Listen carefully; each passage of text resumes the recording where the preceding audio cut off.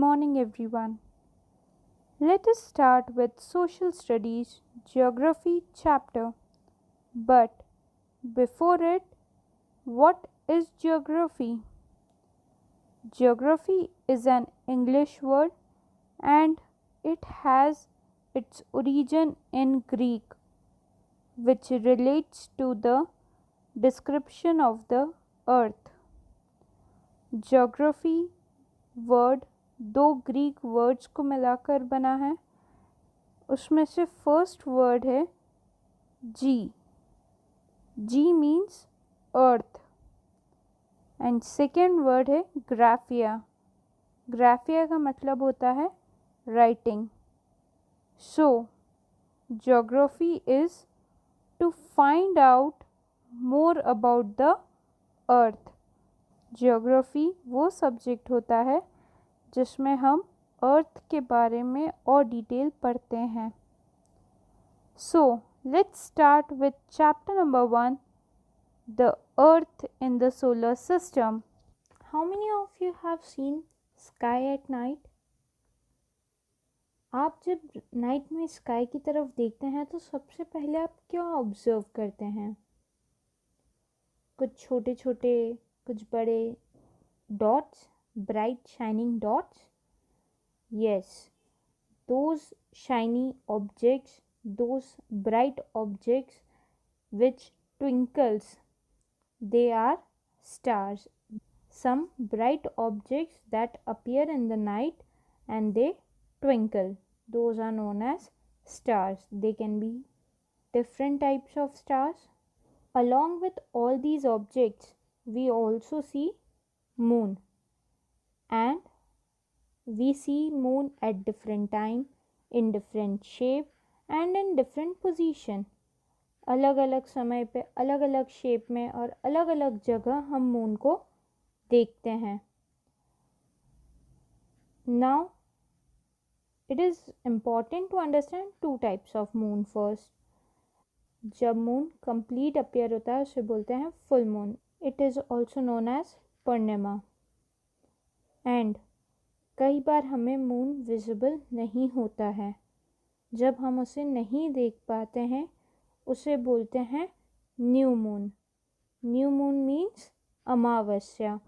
So there are two nights, that is full moon night जिसे बोलते हैं पूर्णिमा, and new moon night that is known as अमावस्या. Now there is one term called celestial bodies. What is celestial bodies?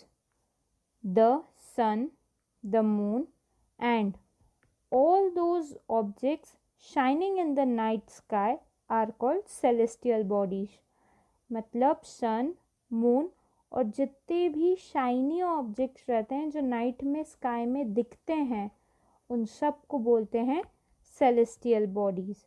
और celestial bodies बहुत बड़े और बहुत हॉट रहते हैं, गर्म रहते हैं, and they are made up of gases. So if they are so much big and they are so much hot, why don't we feel?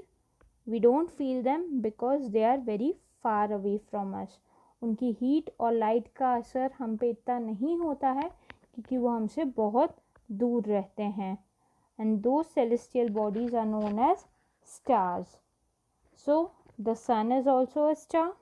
The next term which comes is constellations. Constellations क्या होता है?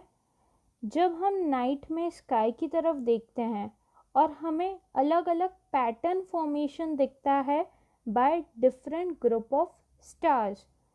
Stars के कुछ groups एक अलग formation, एक pattern बनाते हैं, उन्हें बोलते हैं constellation. There is one constellation named as Big Bear और उर्सा मेजर. एक कॉन्स्टेलेशन वो होता है जो आपने कई बार सुना होगा, that is known as Saptarishi. Saptarishi means the constellation which is made of 7 stars. जो कॉन्स्टेलेशन 7 स्टार्स के थ्रू बन रहा है उसे बोलते हैं सप्तऋषि. एंड जब हम सप्तऋषि के थ्रू देखते हैं तो उसके नॉर्थ साइड पे जो स्टार रहता है that is known as North Star, और उसको एक और नाम से जाना जाता है, उसका नाम है Pole Star. Because ancient time में जब लोगों को डायरेक्शन पता करना रहता था तो वो स्टार्स की तरफ देखते थे नाइट में, और वो सप्तऋषि फॉर्मेशन के थ्रू जब नॉर्थ स्टार को देखते थे तो उन्हें पता पड़ता था कि कौन सा डायरेक्शन नॉर्थ साइड है। इसीलिए उसका पोल स्टार भी नाम रखा गया था, क्योंकि उस स्टार से पोजीशन पता पड़ जाती थी कि आप किस पोजीशन में या किस डायरेक्शन में मूव कर रहे हो। Now there are some celestial bodies जिनमें हीट और लाइट नहीं होती है, जिनमें खुद की हीट और लाइट नहीं होती है। Those are known as planets. What is the meaning of planet? Planet is a word जो एक ग्रीक वर्ड से लिया गया है, from planetai, which means wanderers. So earth is also a planet on which we live. If we are saying that earth is a planet, so earth is getting light and heat from sun, because sun is our nearest star. So earth is getting light from,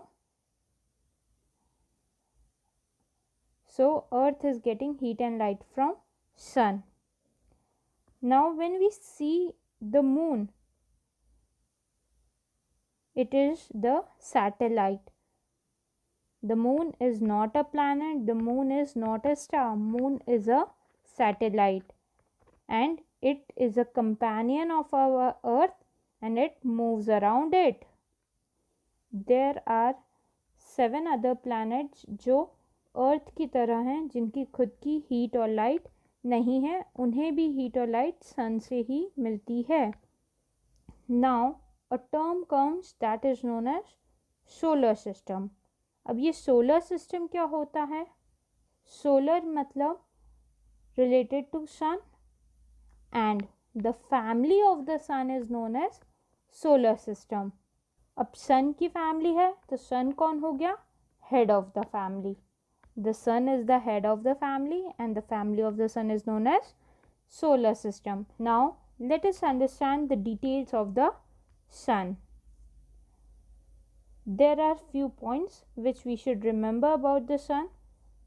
पूरे solar system के centre में available होता है सन, और सन एक बहुत बड़ा star है जो हॉट गैसेस से बना हुआ है, और सन में एक ऐसा पुलिंग इफेक्ट होता है जो उस पूरे सोलर सिस्टम को बाइंड करके रखता है।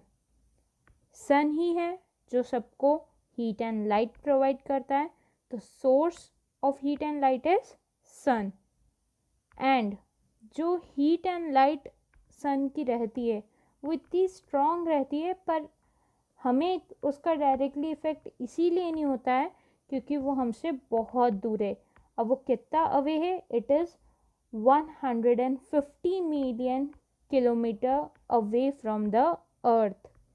सन अर्थ से 150 मिलियन किलोमीटर अवे है, इसीलिए हमें उसकी हीट और लाइट का इफेक्ट इतना ज़्यादा नहीं होता है। So what are our points is, first, sun is the center of the solar system. Second, it is made up of extreme hot gases. Third, it is having a pulling force जो पूरे solar system को bind करती है. Fourth, sun is the ultimate source of heat and light. And fifth, sun is about 150 million kilometer away from the earth. Now let us understand the family of the sun, that is our solar system other members. So next term comes is planet. Planets कितने होते हैं? There are 8 planets in the solar system, और उन planets का order decide होता है उनके distance के अकॉर्डिंग. डिस्टेंस फ्रॉम द सन, सन से कितने डिस्टेंस पे है उसके अकॉर्डिंग डिसाइड होता है उनका ऑर्डर कि वो किस ऑर्डर में रखे जाते हैं। First comes Mercury. Mercury is the nearest to the sun. Next is Venus. Venus is the second planet. Third is the Earth. Fourth, Mars. Fifth, Jupiter. Sixth, Saturn. Seventh, Uranus. And eighth is Neptune. Till August 2006, Pluto was also considered as planet. The ninth planet was Pluto. But एक international astronomical union की meeting held हुई थी जिसमें ये decide हुआ कि Pluto भी other celestial body जैसा है, इसीलिए उसे प्लैनेट में कंसिडर नहीं करा गया, उसे ड्वार्फ प्लैनेट के नाम से जाना जाता है। तो ये जितने भी प्लैनेट्स हैं ये सब अपने एक फिक्स्ड पाथ पे रिवॉल्व करते हैं और उस फिक्स्ड पाथ को कहते हैं ऑर्बिट्स। सारे प्लैनेट का एक फिक्स्ड पाथ डिसाइडेड रहता है। सन मूव नहीं करता है, प्लैनेट्स रिवॉल्व करते हैं on their orbit and those orbits are the path on which they revolve. So Mercury को अप्रॉक्स 88 डेज लगते हैं एक कंप्लीट राउंड करने में। एंड जो वीनस रहता है, वीनस को कहा जाता है अर्थ ट्विन बिकॉज उसका साइज और उसका शेप काफ़ी सिमिलर है अर्थ से, इसीलिए वीनस को कहा जाता है अर्थ ट्विन। अब एक क्वेश्चन माइंड में आ सकता है कि वो कौन लोग रहते हैं जो ये मूवमेंट या सेलेस्टियल बॉडीज़ इन सब के बारे में हमें बताते हैं। उन्हें कहते हैं एस्ट्रोनॉमर्स। एस्ट्रोनॉमर्स वो लोग रहते हैं जो सेलेस्टियल बॉडीज़ के बारे में पढ़ते हैं, उनके मूवमेंट्स के बारे में पढ़ते हैं और हमें उनकी डिटेल बताते हैं, जो उन पे रिसर्च करते हैं। So those are known as astronomers. Aryabhata was the famous astronomer of ancient India. Next term is Earth. Earth क्या है? Earth थर्ड नियरेस्ट प्लैनेट है सन से। एंड अगर अर्थ की साइज देखी जाए तो according to size it is fifth largest planet. Earth slightly flattened है एट इट्स पोल। जो अर्थ के पोल्स हैं, पॉइंट्स हैं, उन पॉइंट्स पे वो फ्लैट है, थोड़ा सा फ्लैट है। और जो अर्थ का शेप है उसे एक टर्म से डिस्क्राइब किया जाता है, that is geoid. Geoid means earth like shape. Now a question arise कि अर्थ पर लाइफ कैसे पॉसिबल है।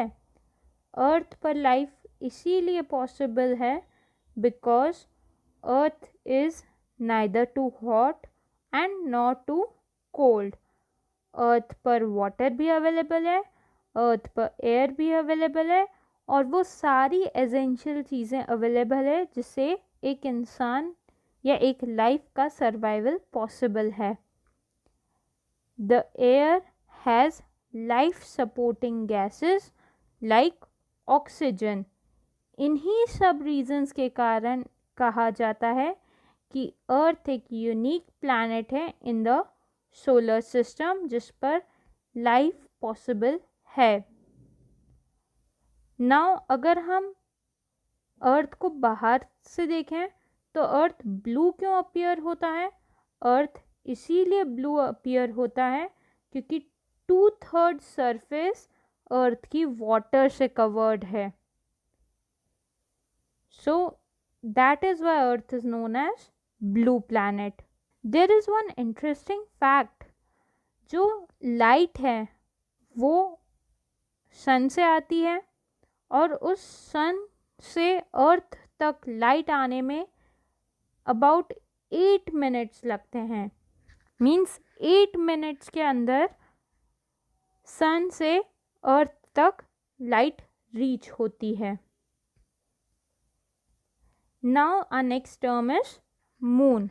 As I told you, moon star नहीं है, मून एक सैटेलाइट है। The question can come, what is satellite? Satellite is a celestial body that moves around the planets in the same way as the planet move around the sun. Satellite एक celestial body है जो planets के आसपास घूमती है उसी तरीके से जिस तरीके से planet sun के आसपास घूमते हैं। The moon is a satellite and जो मून का डायमीटर है वो 1/4 दैट ऑफ अर्थ, अर्थ के डायमीटर का 1/4 डायमीटर मून का है। बट वो इसीलिए इतना बड़ा दिखता है क्योंकि वो अर्थ से बहुत क्लोज है। अर्थ से क्लोज होने के कारण वो हमें बड़ा अपीयर होता है, वो हमें बिग in size appear होता है। The distance between the moon and the earth is 3,84,400 kilometre. Complete करने में about 27 days लेता है। इन 27 days वो एक राउंड कंप्लीट करता है अराउंड द अर्थ एंड वो अर्थ के आसपास रिवॉल्व होता है। इसीलिए हमें मून की सिर्फ एक ही साइड विजिबल होती है, हमें मून की दोनों साइड्स या कंप्लीट सर्कल नहीं दिखता है, हमें सिर्फ उसकी एक साइड ही अपीयर होती है। One side is visible to us. Now moon is not having condition कि वहाँ पर लाइफ पॉसिबल हो, सर्वाइवल वहाँ पर पॉसिबल क्यों नहीं है? क्योंकि वो एरिया माउंटेन्स प्लेन्स से ही कवर है। माउंटेन्स एंड प्लेन्स से एरिया कवर होने के कारण वहाँ पर लाइफ पॉसिबल नहीं होती है। The first man to step on the surface of the moon was Neil Armstrong. Neil Armstrong ने सबसे पहले मून की सरफेस पर अपना स्टेप रखा था on 21 July 1969। Our next term is asteroids. Asteroids क्या होते हैं? जब स्टार्स, प्लैनेट्स और सैटेलाइट्स इन सबको अलग हटा देते हैं और उसके बाद जो टाइनी बॉडीज़ विजिबल होती है जो सन के अराउंड मूव होती हैं उन्हें बोलते हैं asteroids. Asteroids are the tiny bodies which move around the sun.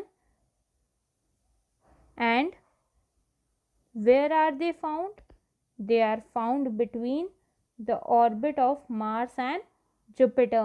जो मार्स का ऑर्बिट है और जो जुपिटर का ऑर्बिट है उसके आसपास वो विजिबल होते हैं। मैटेरॉइड्स। मैटेरॉइड्स क्या होते हैं? Meteoroids are the small pieces of rocks which move around the sun. छोटे छोटे रॉक के पीसेस जो सन के अराउंड मूव होते हैं उन्हें मेटेरॉइड्स बोलते हैं। Now there is a cluster of million of stars and the band is known as Milky Way galaxy. जो सोलर सिस्टम है वो इस गैलेक्सी का पार्ट है। सो मिल्की वे गैलेक्सी के अंदर आता है सोलर सिस्टम। एंशियंट टाइम में ऐसा इमेजिन किया गया था कि ये गैलेक्सी एक रिवर ऑफ लाइट फ्लोइंग है इन द स्काई और इसीलिए इसका नाम दे दिया गया था आकाश गंगा। Now what is galaxy? Galaxy is a huge system of billions of stars and clouds of dust and gases, and these galaxies make a universe. Galaxy एक बहुत बड़ा सिस्टम है जिसमें बिलियंस ऑफ स्टार्स हैं, क्लाउड्स ऑफ डस्ट है और बहुत सारी गैसेस अवेलेबल हैं और सारी ऐसी गैलेक्सीज मिलकर बनाती हैं universe.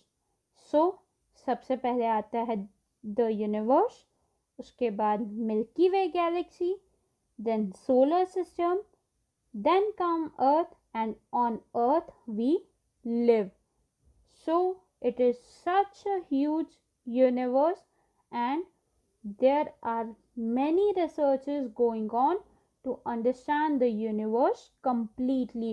What is the science, what is the size of universe, how big is the universe, from what time this is happening, what all changes are happening in the universe.